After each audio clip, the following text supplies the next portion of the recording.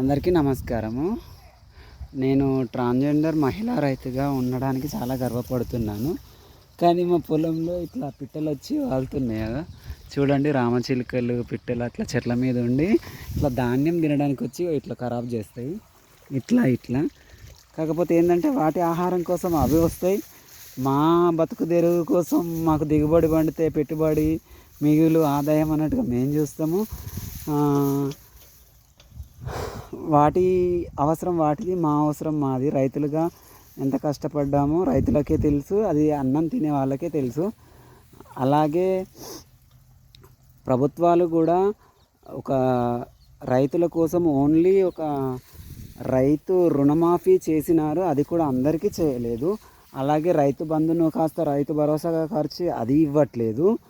అలాగే ఇంకా చిన్న తరహా పరిశ్రమలు అంటే డైరీ, పౌల్ట్రీ, ఫిషరీస్,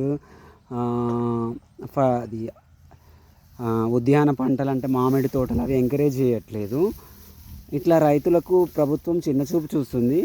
గత ప్రభుత్వంలో కొంచెం బాగానే ఉండేది. ఈ ప్రభుత్వం మాత్రము చెప్పింది ఒకటి, చేసింది ఒకటి, చేస్తున్నది ఒకటి.